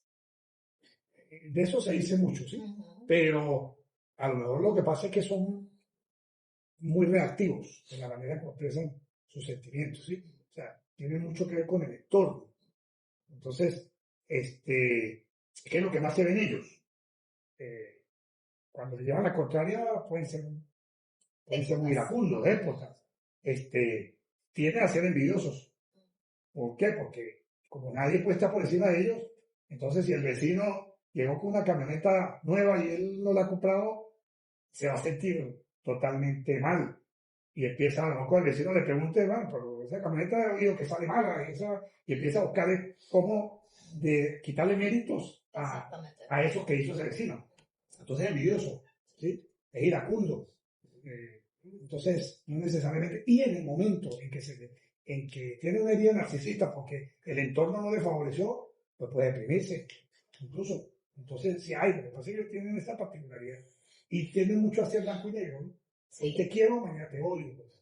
Tiene mucho dependiendo si no le bailó la música que quería que bailara esa persona, puede ir en contra de esa persona. Entonces, también puede ser incluso vengativo. Ok.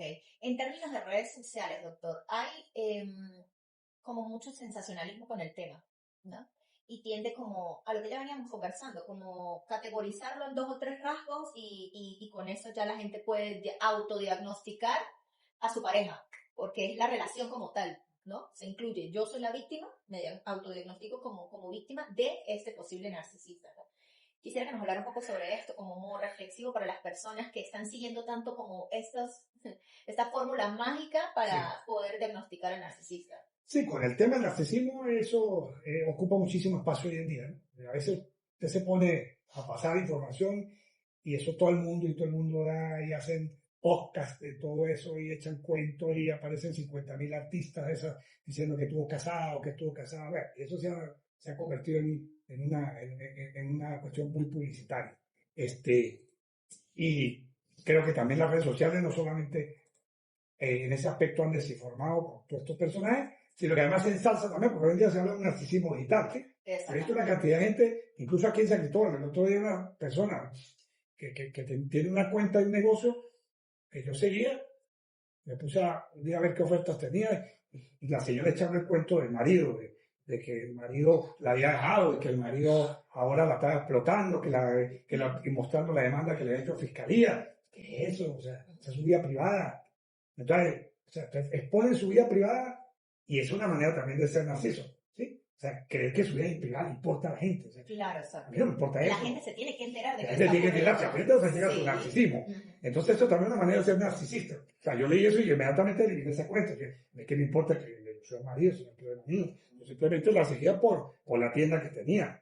O sea, fíjate, entonces también se ha fomentado ese narcisismo brutal. Pero que el problema mío le importa a los demás. No me importa a mí de broma. ¿Sí? Bueno, pero entonces también se ha generado una materia de opinión como muy exacto. Por un lado, minimizando el problema en algunas circunstancias, minimizando en el sentido de que se diagnostica muy fácil, se diagnostica con 2 o 3 cositas.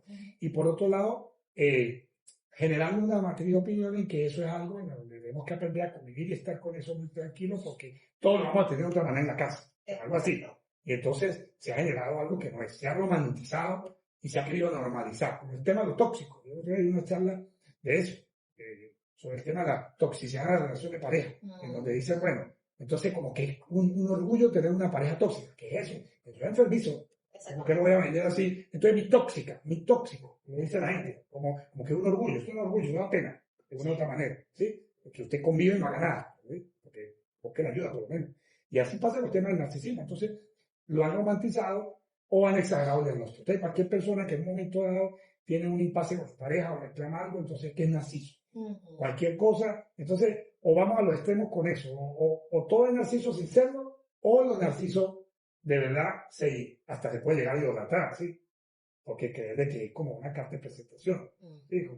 Y eso no, para nada es algo de sentirse orgulloso. Entonces creo que eso ha pasado.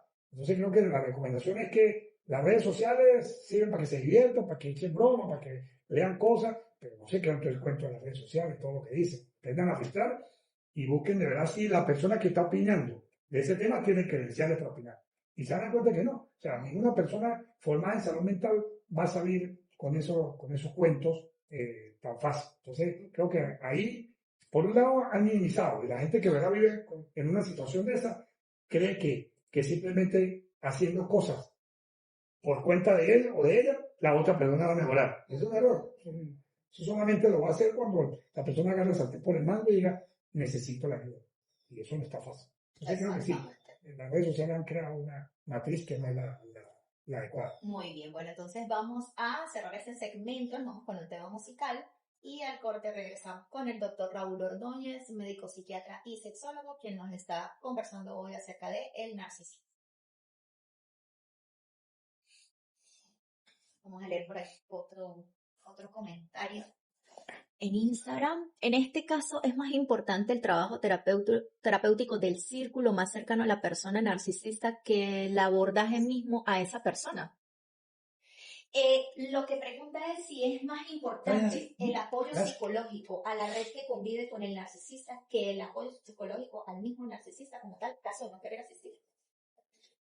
La red de las personas que están. Yo creo que si la persona que está presentando, que presenta el problema, no busca la ayuda, pues sí, porque las consecuencias psicológicas de los que conviven son graves, ¿sí? Para los hijos, para la esposa o para el esposo, en caso de que sea la mujer.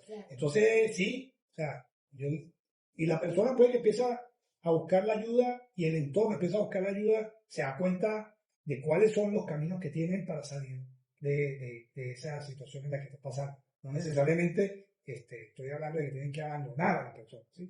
Pero la persona hace un trabajo y empieza a darse cuenta qué es lo que está viviendo, si él tiene de verdad derecho a tener una vida mejor de la que está viviendo, si se merece eso, si va a vivir toda su vida queriendo sacar a esa persona lo que está pasando y hace un análisis y toma su propia decisión y puede decir, bueno, yo creo que no, porque no es sano. Y yo siempre digo, la función de nosotros en esta vida es venir a vivir lo mejor que podamos, tratar de hacerlo, cada quien lo busca, ¿sí? Yo no creo que para nadie, a menos que tenga un problema también, sea sano vivir ahí. Entonces, sí se busca, se apoya, pero no nos podemos desgastar si la persona no quiere. Pues. ¿Cómo obligamos? ¿Sí? Eso pasa como con la persona que tiene algún tipo de consumo de sustancia, llámese alcohol, que abusa y todo eso. Pero llegan con frecuencia. ¿Cómo hago para traer a mi tío, doctor? ¿Cómo así? ¿Cómo? ¿Será que hablamos y le decimos que lo vamos a traer? No le vamos a decir que es para acá. No, yo no me presto para esas tonterías. Tráiganlo y díganle, mire, usted es alcohólico y lo vamos a llevar a la consulta. Listo. No voy porque no soy alcohólico. Listo, no lo traigan. No pierdan plata y tiempo. Sí, porque no funciona. La persona no lo permite. Es como que se hace un muro impenetrable para que no ingrese nada ni nadie. ¿Sí? Igual, entonces, muy difícil. En terapia de pareja pasa mucho. O cuando vamos a la consulta, es que mi pareja es muy mujeriego. Entonces, ¿qué quiere? ¿Cuál es el motivo de la consulta? Esto y esto. Cuando le van a ir, entonces, ¿será que me da un receta? El doctor nos dice que él debe venir. Y dije, Nico, ¿por qué? O sea, ¿usted cree que él, que tiene una mujer cada semana, va a sentir que eso le hace daño? ¿Y va a buscar consulta por eso? ¿Está contento? ¿Quién lo permite? ¿Quién está sufriendo por eso? Esa es la persona que tiene que aquí. Sí, porque la otra persona no considera que es una normalidad. Está relajado. Es una normalidad. Llega a las 6 de la mañana, a las 7 de la mañana, y le tienen caldo de papa. Exacto. ¿Va a buscar ayuda terapéutica por eso? Me hizo reír, pero es una realidad. Sí, totalmente. Es una realidad. Sí. Una realidad. Entonces, pretende que ese señor venga a consulta. Aquí. El señor anda contento con la vida. Sí. Y tiene una persona que le facilita todo eso. La que facilita todo eso y sufre es la que tiene que ir a ver qué está pasando con su vida. Sí, porque decide permanecer allí. ¿Por qué decir, no va a hacer ahí? Es el trabajo que tiene que hacer ella. No te quiere traer al mujeriego. Va a venir a consulta. El narciso va a venir a consulta si anda por la vida y siente que es lo mejor que hay en este mundo. Mejor que todo el mundo. ¿Para qué viene ese médico que no tiene la capacidad que tengo yo? Así lo va a decir. Correcto. Entonces, Entonces, en este caso sería interesante que si es una madre o un padre, ejemplo, la persona que puso allí su caso, ¿no? Después de 3 años de matrimonio se divorcia, pero hay hijos. Esos hijos viven con la madre todavía.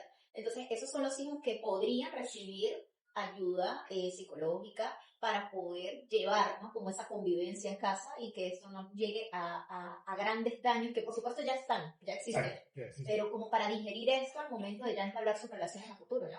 exacto. Y es que la persona que se separa tiene que velar porque sus hijos tengan el mejor impacto de la separación.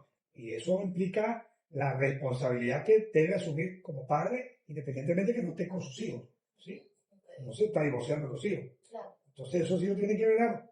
Ahora, si considera que la actitud de la madre, en este caso, está siendo perjudicial para la salud psicológica de sus hijos, también hay mecanismos para actuar, ¿sí? Legales, porque uno tiene que priorizar la salud mental de sus hijos. Y la ley de la dogma prioriza precisamente eso. Lo primero que vale ante todo es los derechos del menor. Claro, por supuesto. Y el menor tiene derecho a una vida sana, a tener un entorno agradable, sano, y que sea creado por personas que estén más o menos equilibradas. Si usted considera que esa pareja con la que el Estado le otorgó la patria porque está en un momento dado para que tenga a sus hijos, no está muy capaz mentalmente, usted como padre tiene que actuar, ¿sí? Porque yo escucho a alguien que tuvo una posición pasiva. No es que los hijos tienen que estar con la madre, no en todos los casos. Hay madres que no están preparadas ni capacitadas, mentalmente hablando. Y ejemplo, podemos durar toda la mañana aquí. Sí. Entonces, esa máxima no aplica. Entonces, hay que tener cuidado con el futuro de sus hijos, la salud mental de sus hijos. Entonces, no, yo no voy para allá para no verle la cara a mi esposa. Usted tiene 2 hijos ahí. No sabe usted qué años están sufriendo, qué años están teniendo por esa actitud pasiva suya. Cuidado con eso. Sí, probablemente esta persona ya que realmente ha tenido una experiencia bastante fuerte, ¿no? Quiera salir corriendo y no saber más, pero puede ocurrir todo lo contrario, acercarse aún más a sus hijos, estar mucho. Si usted hizo hijos, si tiene hijos, asuma su cuento. Claro, por supuesto. No hay pretexto, que no hay tiempo, que no voy. Es su responsabilidad. No venga nadie. Bueno, por allí sabemos que este chico tiene una maravillosa relación con sus hijas y de allí la interrogante, ¿no? Me imagino que también él tiene ese apoyo psicológico para sus hijas, ¿no? Eso es súper importante. Ok, doctor, bueno, ¿cuánto nos queda para ingresar nuevamente a la lista? Ahorita puedes. Listo, está perfecto. Entonces, para continuar con el interrogante, doctor, ¿me confirma 8:40? ¿Qué? ¿Se retira? Ok. ¿Lo tenés? Sí. Yo siempre estoy a las 9:10 por ahí en todo. Muy bien, perfecto. Si no, esta semana hablaba con su señora, si no, es que yo poco veo a mis hijos porque tengo que verle la cara a la mujer cuando voy para allá. Terrible. Sus hijos. Así que, ¿cómo hace? Mire para otro lado, haga lo que sea, pero quiero que sus hijos. Sí, y buscarlos no implica tener que convivir con la pareja, no sencillamente. Si no tiene que tener una relación así diplomática, pues le toca. Escuchamos. Estamos de vuelta en el último segmento de nuestro espacio Saber Existir, de cada día miércoles, 7 a 9 de la mañana, donde lo masculino forma parte del equilibrio, conversando de diferentes temas de índole emocional, con diferentes especialistas en el área que nos acompañan cada miércoles para llevarles a ustedes información de primera mano, profesional, verídica, y que puedan encender en ustedes esa chispa, esa necesidad de en algún momento sentirse identificados con algunos de estos temas y que puedan acudir a los especialistas correspondientes para solventar esas situaciones que les aquejan, que no les está permitiendo tener calidad de vida, ¿no? La actividad, la jornada del fin de semana fue sin salud mental, no hay salud. Entonces ese mensaje lo replicamos y hacemos eco de él el día de hoy a través de este espacio. Ok, doctor, una pregunta que quería hacer en el corte anterior, la había olvidado, mal que la recordé. ¿La persona con trastorno de personalidad narcisista es medicada? ¿En algún caso? Recuerde que hay una cantidad de criterios que hacen que se haga el diagnóstico. La medicación puede apoyar en un momento dado ante ciertos síntomas. Ejemplo, un paciente o una persona que tenga algún tipo de trastorno del que estamos hablando, que ante cierta situación se encuentre en un episodio depresivo, pudiera recibir medicación, no está durmiendo bien, está desaltado su ánimo, es irritable y a lo mejor hay algo que le puede ayudar a manejar esa parte de irritabilidad con el apoyo psicoterapéutico y a lo mejor algo farmacológico. Bajo ciertas condiciones y algunos síntomas, pero creerle que hay una medicación para mejorar o curar el trastorno, no. O sea, obviamente que no. Pero si hay síntomas aislados que pudieran presentarse bajo ciertas circunstancias que pudieran ayudar en fármaco, pero no es eso. O sea, no es que para ese trastorno hay una medicación. Sí, puede haber un apoyo en un momento dado para estos síntomas que pueden hacer que anímicamente o que se controle algo que pueda mejorar la intervención terapéutica. Ok, muy bien. Pero sí puede. Eso es súper importante porque de repente si alguna persona nos escucha en algún momento, ¿no? Y considera dentro de su conciencia, ¿no? Que puede estar con algunos rasgos asociados a y quiere asistir a terapia o quiere directamente con usted en consulta asistir, puede llegar a pensar, no, es que el estigma, ¿no? Porque incluso se hablaba en la jornada del estigma del psiquiatra. Es que voy al psiquiatra, siempre me va a medicar. Exacto. Entonces, corro, huyo y no asisto, no busco la ayuda. Sí, sí. Recuerda que el tema de la psiquiatría, yo siempre he hecho broma que la psiquiatría es la única especialidad donde la persona va a consulta y no quiere tratamiento. El resto todas pide tratamiento. Y si el médico no le manda, se considera estafado por el médico porque no le mandó nada. Fui y me vio, me cobró tanto y no me mandó nada. Me dijo que estaba bien todo. Así es. Eso no le gusta. En psiquiatría la gente no quiere tratamiento. ¿Sí? Por eso hay muchos mitos con todo ese cuento del tratamiento. Entonces ya llegan predispuestos. Yo le he dicho broma, y digo, bueno, a lo mejor no necesita, y si no necesita hay que hacerlo. No, pero otra forma no, te está pasando por esto y por esto y por esto. Yo no soy sanador que curo con las manos ni curo con oración, no tengo ese don. Claro. ¿Sí? Entonces, ¿hay una intervención psicoterapéutica? Sí, la hay. ¿Hay un tratamiento a lo mejor? También. ¿Se combinan las dos cosas? Sí, vale. Así hay mucho mito. Con todo esto hay mucho cuento. La gente habla lo que repite lo que oye. Así es, totalmente. Y con respecto a ese tema de redes sociales, ¿no? En algún punto quiero conectar esto con la información que estábamos brindando en el segmento anterior, y es como de repente yo al ver estos videos genéricos en internet donde me informan que 2 o 3 características o cualidades son estrictamente de un narcisista y mi psique en ese momento empieza, porque es algoritmo, ¿no? ¿Sí? Empieza a cada vez más recibir informaciones, saturarse de esta información y cómo esto afecta la psique de la persona que está viendo esta información, donde se empieza ya, yo creo que hay hasta una especie de psicosis allí, donde empieza a identificar a todo el mundo como un narcisista y este fue narcisista, esta relación también, entonces identifica a todo el mundo como un narcisista y se siente una víctima total, ¿no? Esto está ocurriendo mucho también. Sí, yo creo que por eso a veces no se busca la ayuda porque o se minimiza creyendo que eso es normal, lo que estamos hablando, o también se sobrediagnostica. O sea, sí. La gente anda en ese cuento. Y entonces se han generado esos patrones. Y lo que tú dices, el algoritmo hace que cada vez que tú buscas algo, te sigue llegando información. Y la gente llega a la consulta ya, incluso a veces porque leyó algo y considera. Y muchas veces uno empieza a entrevistarlo y dice, bueno, no, o sea, obviamente hay unas cosas, pero no es así. Pero ya llega, no, es que yo vivo con una persona que tiene esta capacidad que leía acá. Entonces, bueno, ¿dónde lo leyó? Entonces trataban el cálculo de la pantalla. Sí. Es una cosa ahí total, pero eso no es así. Y pasa. Entonces creo que la gente tiene que tener un poquito de filtro con eso. Parece que la gente las redes sociales, como le digo, son muy buenas, pero también necesita que la gente tenga cierto nivel de control para que y filtrar información, porque si no llega cada cosa ahí. Doctor, y totalmente distorsionada. Tal vez un poco del tema, pero me gustaría saber si pudiera comentarnos hoy en día, en esta misma dinámica de redes sociales, cuáles serían como las problemáticas que las personas más están autodiagnosticándose al momento de ir a consulta con usted.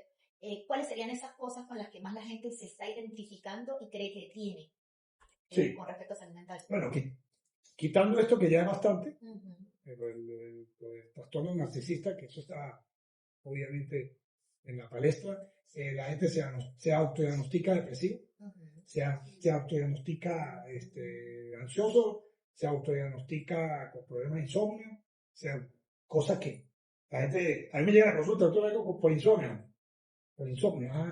¿Cuánto tiene que no duerme? El lunes no dormí y anoche tampoco. 2 noches que no dormí.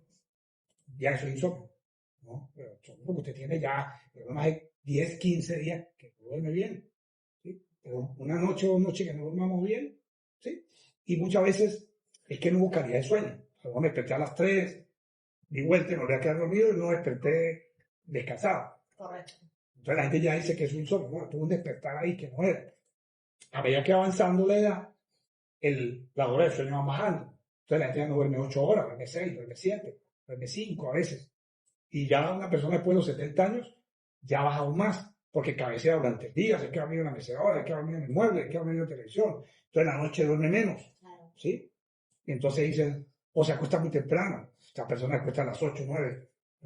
Entonces quiere despertarse a las 7 de la Mi mañana, abuela- pues se va a despertar a las 3, obvio. 9, 10, 11, 12, 1, 2, 3, 1, 7 horas que no quiere dormir. Doctor, Se va por insomnio. me hace recordar a mi abuela que dormía a las 8 de la noche y a las 2:30 estaba despierta. Sí, claro. Y a las 2:30 estaba en la cocina preparando café, guardando las El otro día me ollas. decía, sí, el otro día me decía una hermanita que tiene que vive un ancianato, que la colaborara un poco ahí con unos abuelos que se están parando muy de madrugada. Entonces yo pasé a hablar con la hermana, ¿qué hora cuentan los abuelos? A las 7 de la noche cuentan los abuelos. Ya durmieron sus 6, 7 horas. O a las 12 durmieron los viejos, ¿qué vamos a hacer? ¿Qué van a hacer? ¿Ya ves? Sí. Que la cuesta ligera a las 10, no, ¿qué van a hacer ese pocos señores por ahí hasta las 10 de la noche? Como buenos, se Claro. recicló ellos. Entonces, por las redes se diagnostican muchas cosas. Y yo creo que estas son como las cosas que más dan. Aparte que se diagnostican cosas de adicciones que no son, Okay. o se diagnostican cosas buenas que tampoco tienen, que también es otro problema. Y por ejemplo, ¿cuáles adicciones estarían más presentes ahorita que las personas se ponen así mismas? Bueno, la adicción al celular es una cosa que existe obviamente en la realidad, Sí. pero también hay que ver que la gente prácticamente su herramienta de trabajo es el celular. Sí.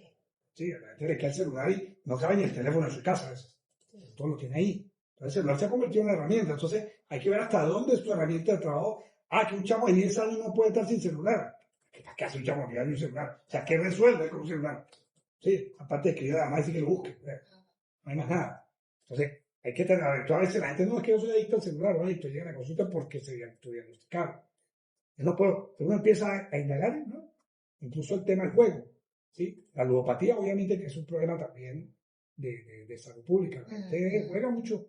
Sí. Hoy en día que volvieron todo este cuento de los casinos, pues vuelven otra vez el tema del juego a incentivarse más todavía este tipo de situaciones. Y ellos, pues, a veces hay gente que pasa y juega un momento y se va, se tomó algo por ahí. Pero a veces no, que si usted a veces también llegan y creen que tienen problemas de ludópata, y no, simplemente les gusta ir a jugar algo, siente como, y le compra un cartón de un bingo, esas cosas también puede ser.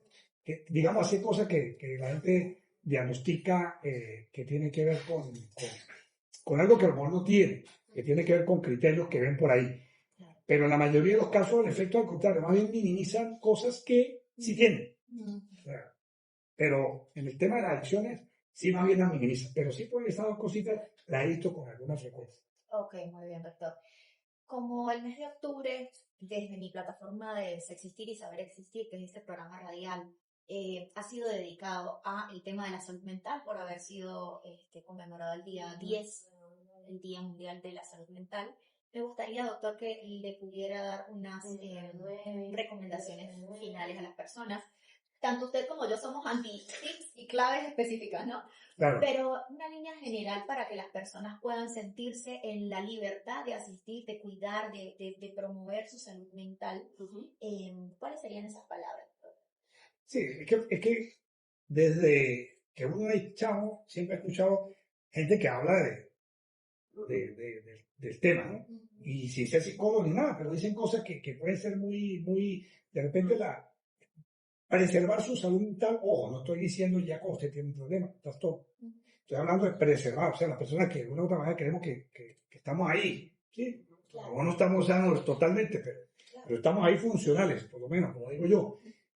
La receta a veces no luce tan difícil, ¿sí? Yo le digo a la gente, parece que vuelvo al cuento de la crianza. Nosotros como comunidad, como andinos, nos forman para meternos en la vida de los demás. Sobre todo en los Andes, siempre estamos pendientes de que resolver la vida a todo el mundo, y no se puede. Entonces, yo creo que es un ticket de la gente, o sea, traten de ver La que ella de dice. resolver sus cosas que tienen a la mano. O sea, no tiene que haber qué persona le compró en la calle para ver cómo me meto en el problema. O sea, si va más tranquilo en ese aspecto. O sea, cuide su entorno, sus cosas, pero tampoco esté La entrada, buscándose salida, problemas que salida, no, 1.4.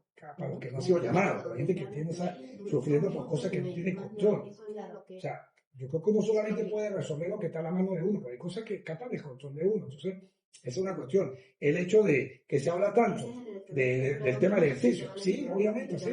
Si la persona tiene una rutina, por lo menos una caminata diaria, eso va a ayudar. Si la persona socializa, hoy en día se habla mucho de eso, hay gente que no conoce a nadie. Sí, En la comunidad mía, donde yo vivo, una vez en una reunión de condominio de una señora, es que yo aquí no visito a nadie ni hablo con nadie porque apenas buenos días, señora, pues usted es una mala vecina. Y disculpe que lo diga. Porque usted no sabe quién vive al lado, usted no puede evitar que alguien robe ese apartamento. Porque usted lo ve abriendo el apartamento, usted cree que el señor vive ahí. Porque usted ni siquiera preocupa por saber quién es su vecino.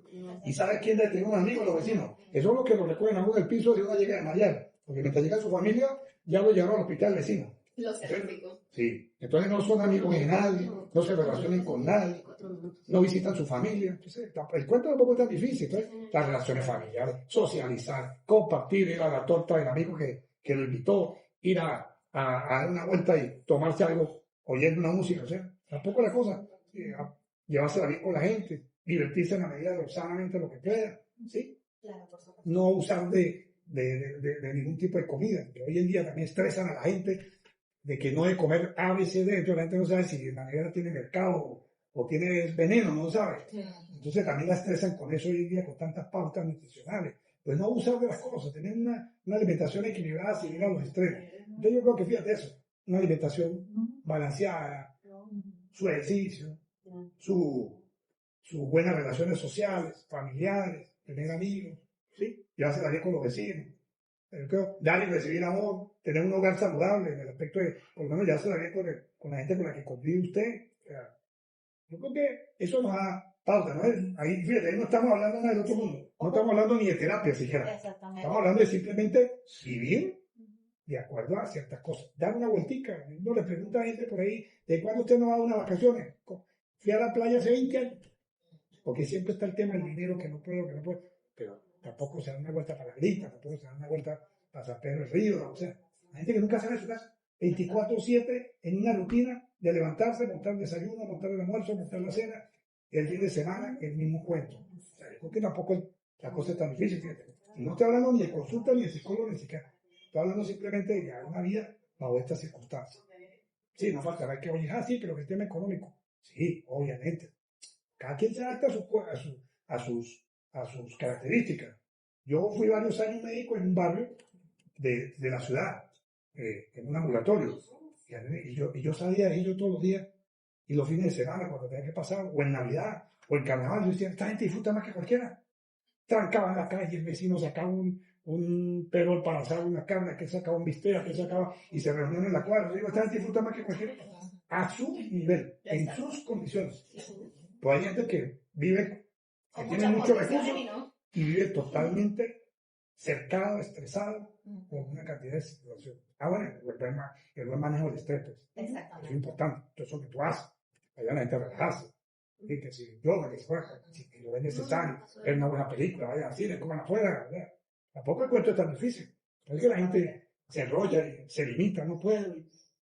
Y lo que usted decía al inicio, doctor, ocuparse de lo que corresponde. Porque Sí. cuando ocuparse es una cosa y preocuparse es otra. Y la mayoría de las personas vivimos en preocupación por lo que ocurre afuera. Y esto suena trillado, pero hay que vivir en el cuento donde estamos. Pues. La gente proyecta 10 años, 15 años, nadie sabe. Pero antes veía un video de un diputado argentino. Me llamó la atención, estaba en un debate con otros diputados, otros candidatos a diputados en las elecciones que van a ser parlamentarias en Argentina, creo que. 66 años, el tipo en pleno defensa de sus argumentos, le dio como una CB por lo que vi ahí, cayó y ahí quedó su historia. ¿Qué tantos planes tendrían los hombres salir electos y hacer? Y la gente ahí planificando a futuro. Entonces vive ansioso y preocupado por una cantidad de cosas que no han pasado. Entonces, digamos que ahí toca, como dice la gente, vivir el cuento que es de hoy. Mañana no sabemos qué va a pasar. Nosotros no sabemos ni siquiera si vamos a cenar hoy o a almorzar tampoco. Entonces la gente proyecta 20 años.